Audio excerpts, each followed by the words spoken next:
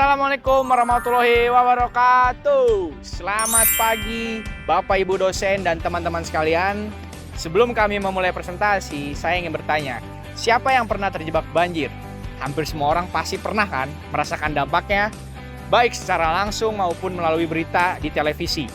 Nah, banjir tuh bukan lagi bencana yang jarang terjadi, terutama di kota-kota besar seperti di Jakarta ini.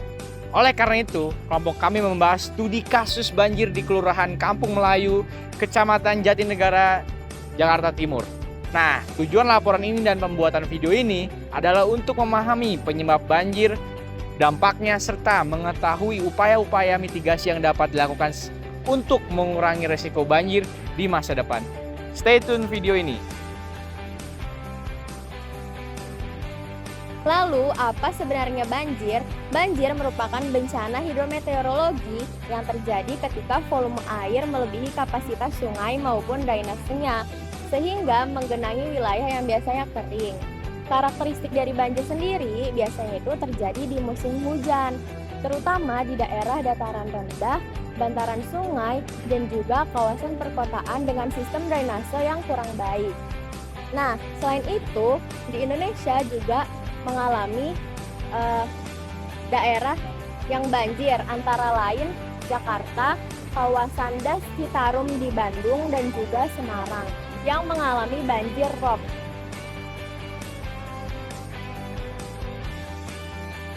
Kalau ditanya siapa penyebab banjir, jawabannya adalah kombinasi faktor alam dan aktivitas manusia. Faktor alam meliputi curah hujan tinggi dan kiriman air dari daerah hulu. Sedangkan faktor manusia meliputi alih fungsi lahan, padatnya pemukiman di bantaran sungai, berkurangnya daerah resapan air, serta sistem drainase yang kurang optimal.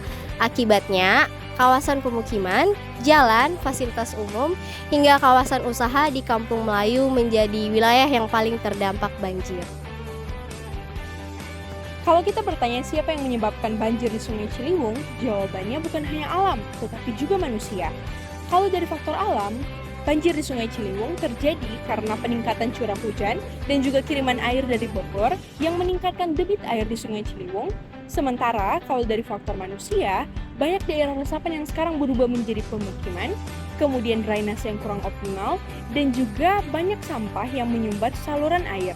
Bayangkan jika kita memiliki gelas yang kita isi dengan air terus-menerus, lama-kelamaan apabila gelas itu tidak diperbesar, maka air akan meluap.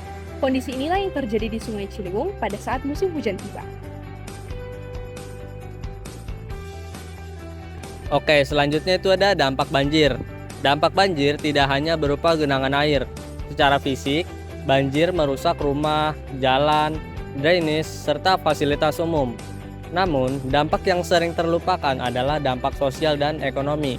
Akibatnya, aktivitas masyarakat terhenti, sekolah diliburkan, usaha tidak berjalan, transportasi terganggu, bahkan sebagian warga harus mengungsi. Nah, selain itu, banjir yang terus berulang juga dapat menimbulkan stres dan tekanan psikologis bagi masyarakat.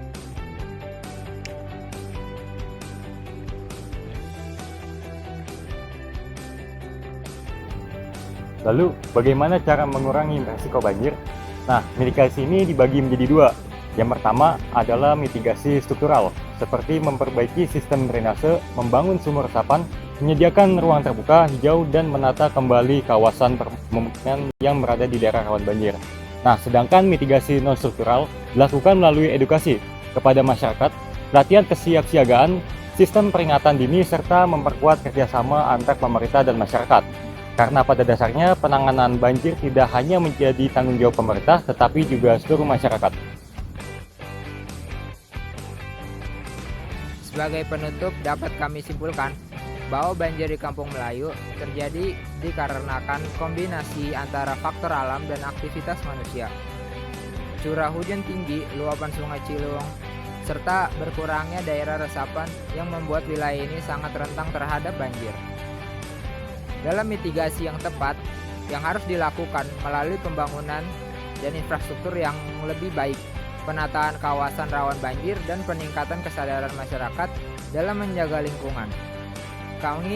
Kami ingin menutup presentasi ini dengan satu pertanyaan sederhana. Jikalau setiap orang mulai menjaga sungai dan tidak lagi membuang sampah sembarangan, menurut Bapak Ibu dan teman-teman sekalian, apakah resiko banjir bisa berkurang?